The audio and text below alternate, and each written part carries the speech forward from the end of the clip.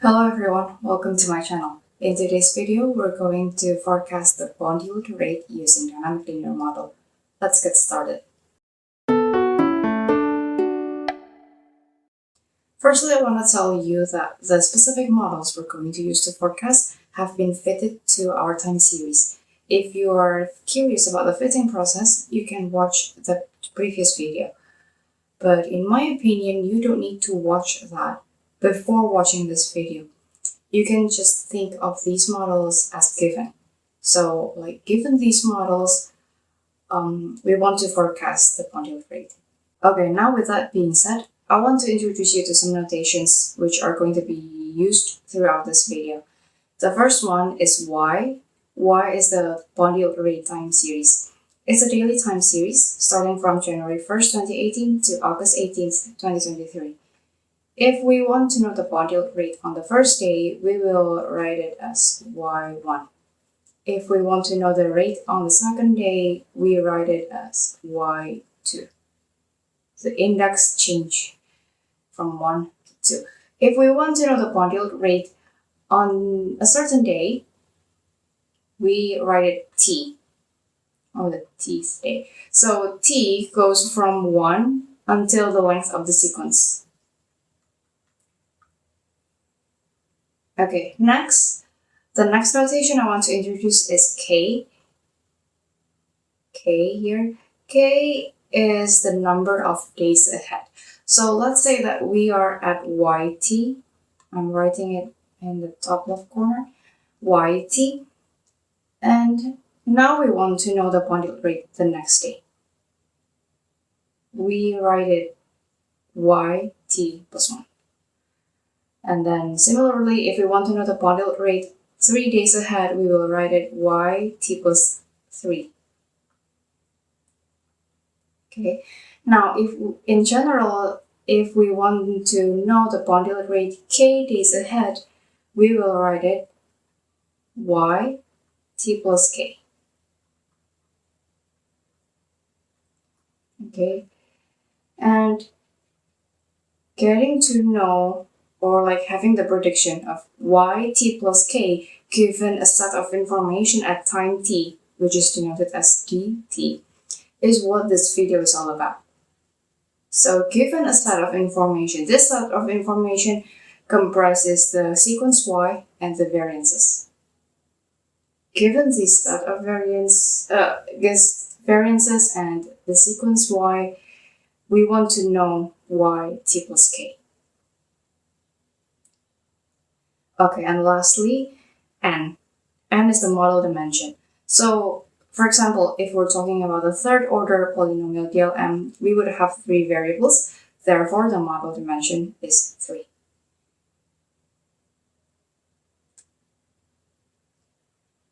Now, to understand better about YT plus K, we need to step back a little bit and look at the DLM representation, how dynamic linear model sees a time series.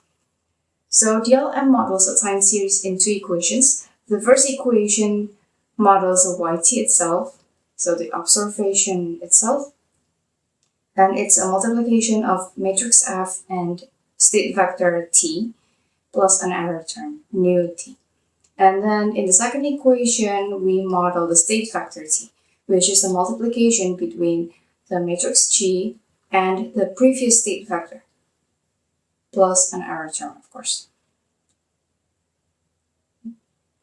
The F, G, and the state vector might change depending on the model component.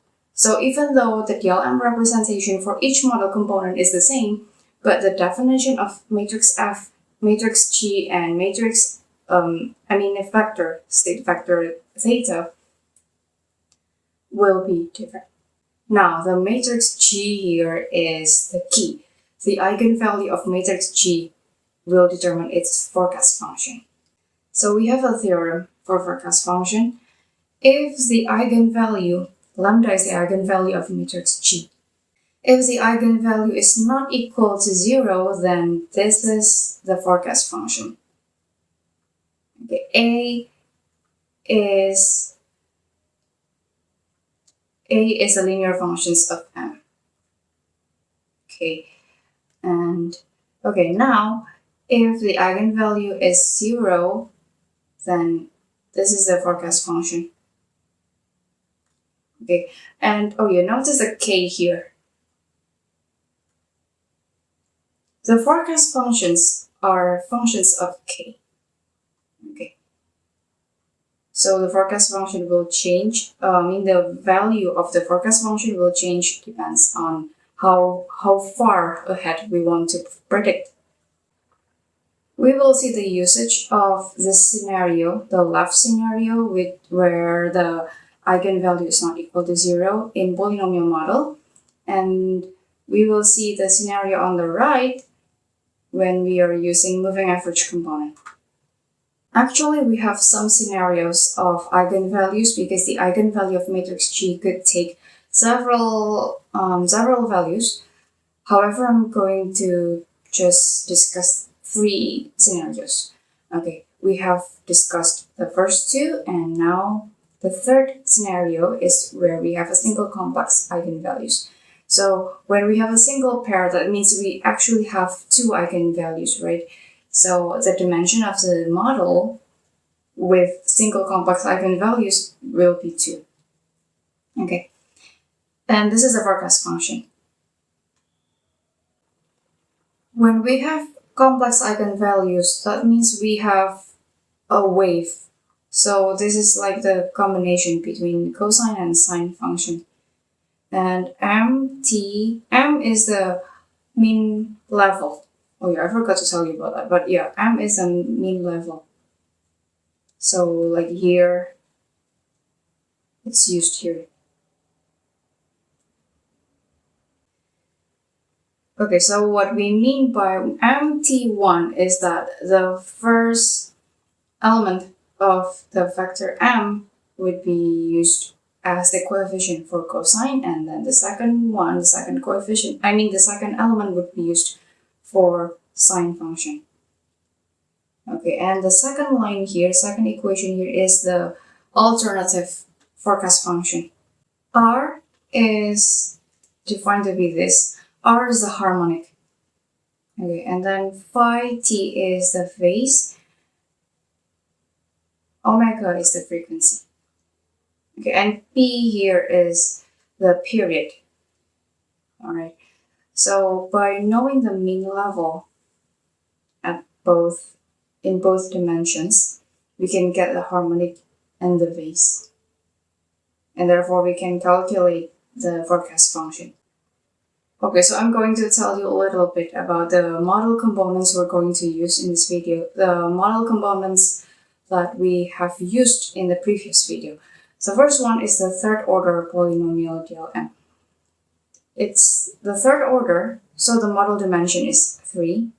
And we will see later that the eigenvalue of such models is 1. So this is the specific forecast function. And then for moving average model, we used the moving average of 5.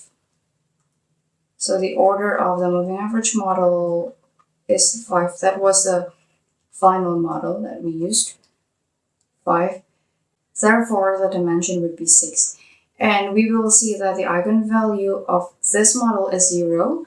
So the forecast function will follow this form. Okay, n here is 6, right? Because we already set n to be 6, so we can replace n by 6. So if k is larger than or equal to 6, we would expect the forecast function to be 0. And we will also include a seasonal model. But the seasonal component that we will use will have a single complex eigenvalue. So this forecast function will be the exact thing. Okay, that was the forecast function for each model component. But what if we have a big model which includes several model components? Then we have a theorem that if nu and omega, the variances of the error terms, are mutually independent, then the final forecast function will take the forecast function from each model component. So if we have two model components, then the final forecast function will be the forecasted values from each model component. If we have three model components, then we can just add one more term. That is the forecasted value from the seasonal component of K. Again, the condition is that nu and omega are mutually independent. Okay, before I end the theory section, I just want to shout out the reference. My reference is this book, Bayesian Forecasting and Dynamic Models, written by Mike West and Jeff Harrison. You can check out that book for further information. Okay, now we are in our R studio. We're going to use R programming to implement dynamic linear model.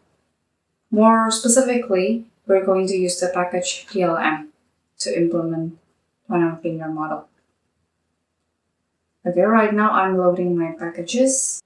And then next I load my dataset. I downloaded my dataset from the official website of the US Department of Treasury. And then I take out one column and then save it as Y10. Because I'm going to use that column over and over. Okay, now let's see the time plot. Here's the time plot. So I've segmented the time plot, the time series based on the year. So this is the leftmost part here is the bond yield rate in 2018. And then the next part is in 2019, 2020, 2021, 2022, and 2023. And then looking at this time plot, I made three models. The first model only captures the polynomial component. And then in the second model, I add a moving average component. So the second model is built on the first one. Okay, and then in the third model, I add a seasonal component. So starting from the first model, I keep adding a component. Now let's look at the first model, which captures only the polynomial component. This is the model object. Okay, and then let's run this line. And then now I want to show you the matrix G, the eigenvalue of the matrix G from this model. And as you can see, none of the eigenvalues are 0. They're all 1. So the eigenvalue is 1, and therefore it's consistent with the theory that I've shown earlier. After making the model, I fit the model. In dynamic linear model, we call it filtering, just as in Kalman filter. And then after filtering, I can do forecasting. So to forecast based on a model, we can use this function DLM forecast from package DLM. Of course, we can also manually compute it using the functions that we see in the theory section. But using DLM forecast function, we will get some other outputs, like the estimation of the state vectors and then the variances. Let me show you the documentation of this function. So in the right pane here is the documentation of DLM forecast function. It takes 4 arguments, even though I only used the first 2. Anyway, this is the outputs. So the 5th and the 6th outputs will not be available to us since we're not modifying we're not modifying some of the arguments. So anyway, this is the important ones. We will get 4 outputs, and then yt plus k, the one that we see.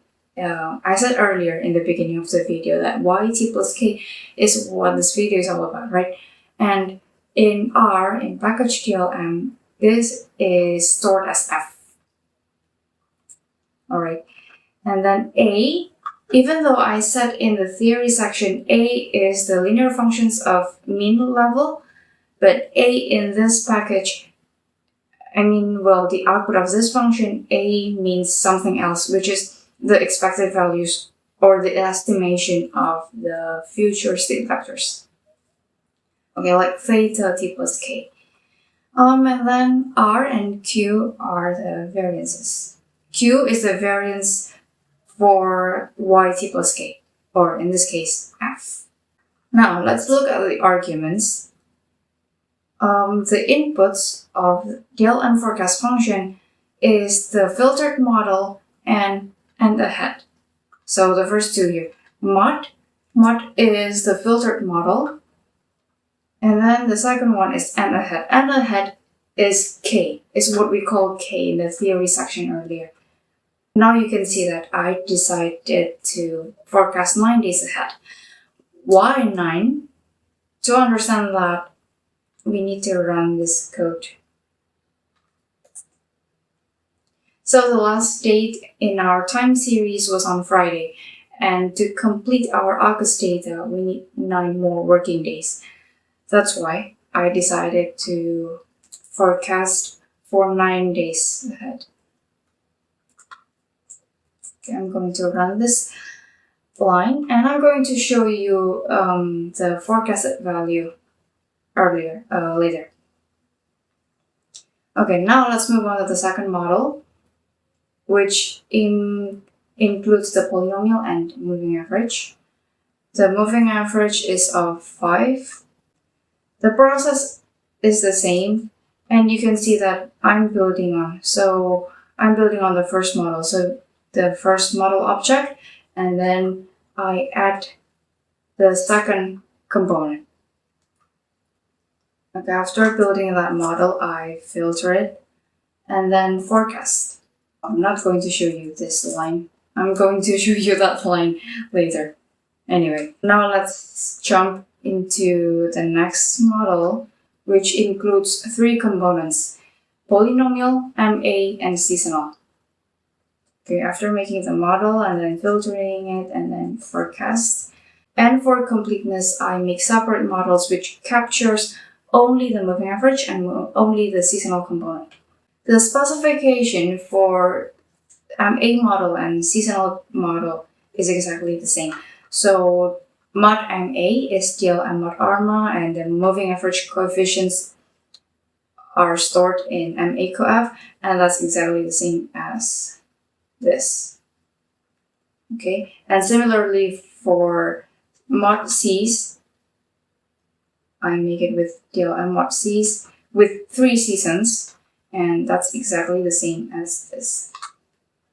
Okay, I want to show you that the eigenvalue of the matrix G for moving average model is indeed 0. Okay, so yeah. And indeed, it's consistent with the theory. The eigenvalue of matrix G for moving average component model is 0. So we would expect the forecasted value would take 0 after k is 6. Starting from k equals 6. The process is still the same, filtering and forecasting. Now let's see the forecasted value. I told you earlier that the forecasted value, the values are stored in the F.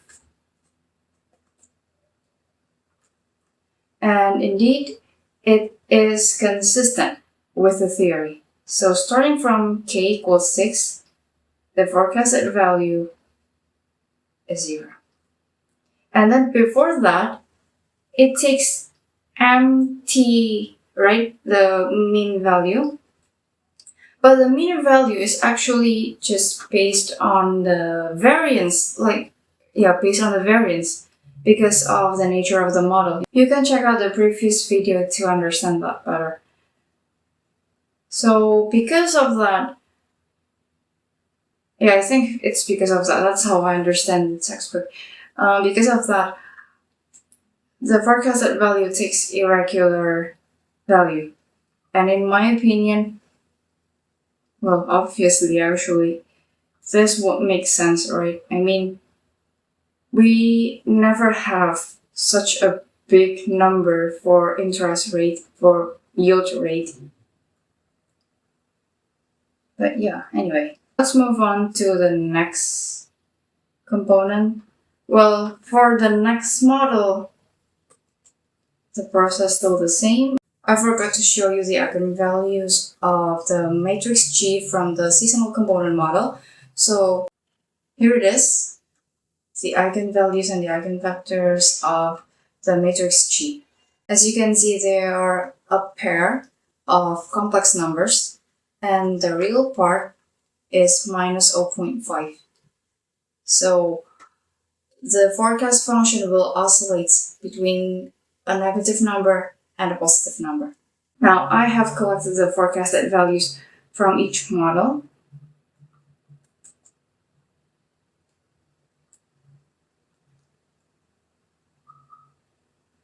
Oh, sorry, I haven't run this. Line 59.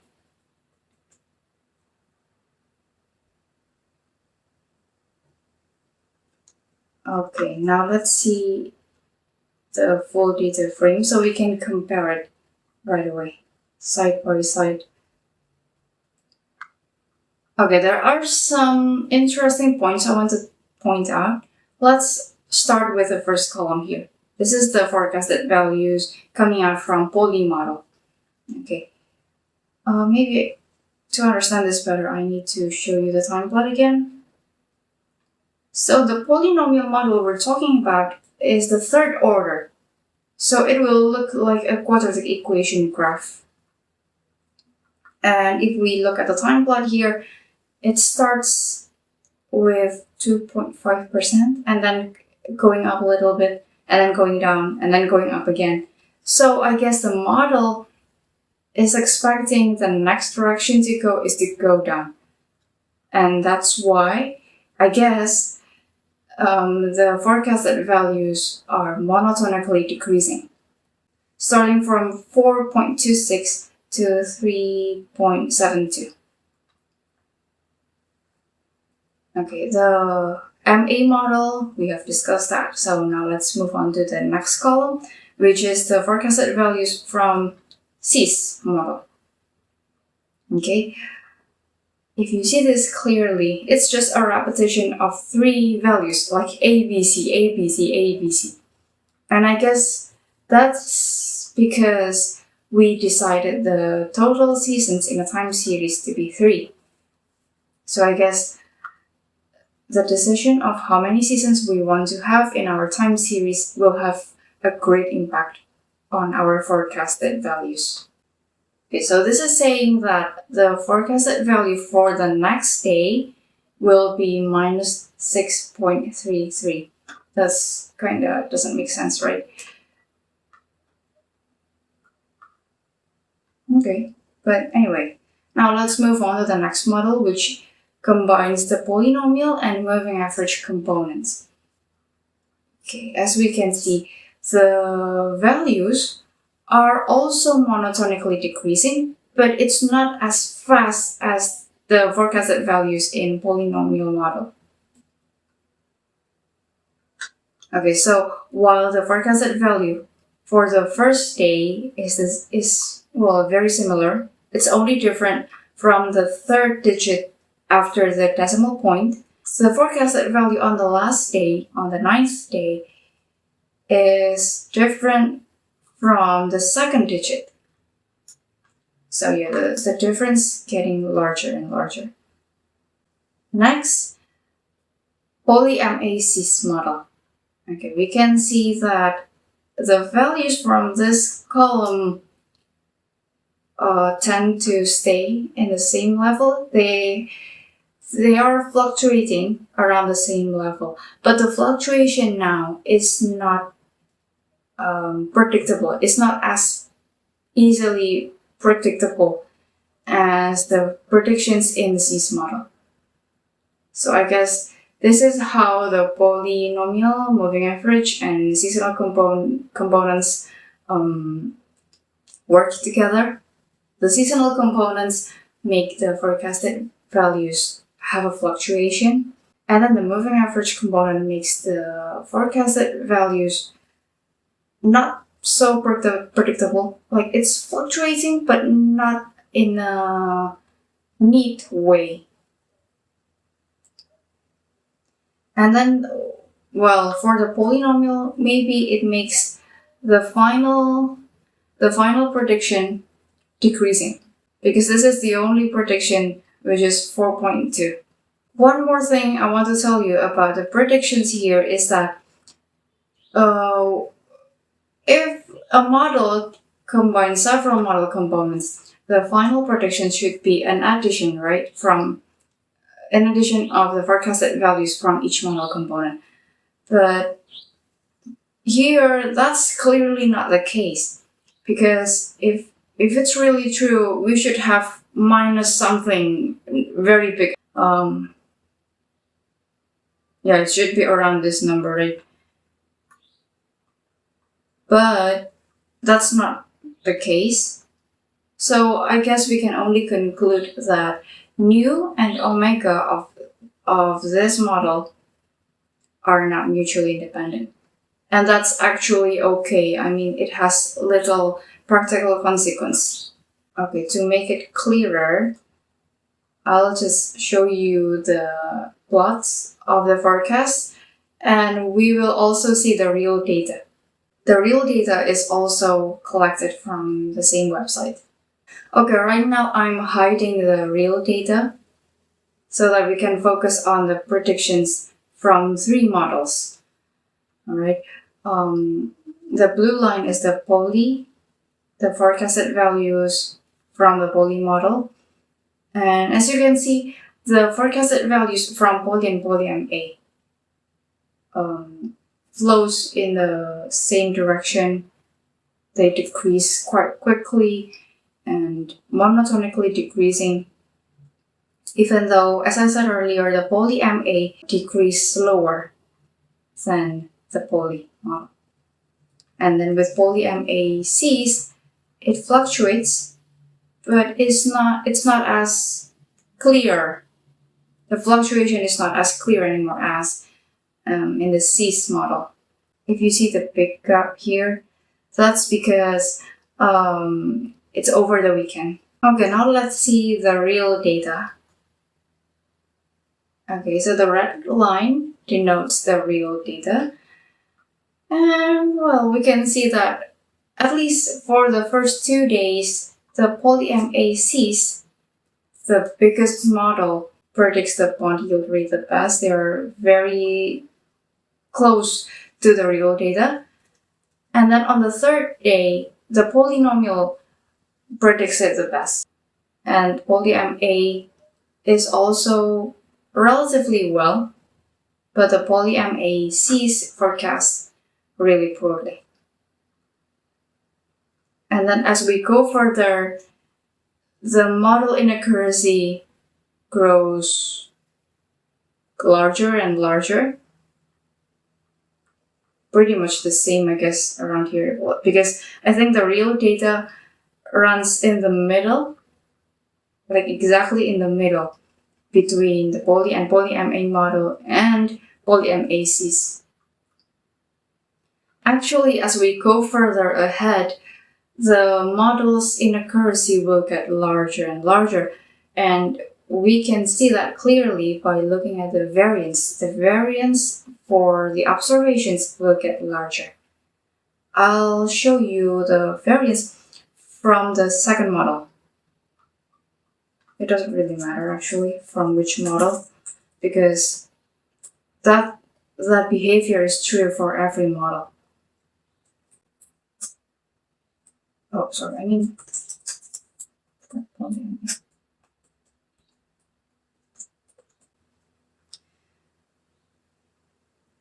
okay, for the first day, the variance for the first day's prediction is only 46, but then it grows to 146, and then 300, and then 800. It keeps going larger and larger until 12,000. So as you can see, the model is being less and less confident about its prediction. Now that we've looked at our forecast and the real data, maybe some of you think that, oh, what if we can combine the forecasted values? And that's what I actually think as well. Like ensembling in machine learning, it will be called as ensembling. So, like you mix the forecast and then take the average of it, maybe we will have a better forecast. But that is out of scope of this video, so I'm not going into detail over that. And by the way, if you look at the previous video, you will see that the model of PolyMACs has the largest error compared to the other. But you can see that it's doing quite well, especially in the first 2 days. So I guess this is another reason that we cannot just choose one model and use it for prediction. Sometimes we need to combine those models, even the not so good models, because sometimes they might have a better forecast. Okay, so that's it for today's video. I hope you learned a lot. I really learned a lot from this video. Please consider subscribing and I'll see you next time. Bye-bye.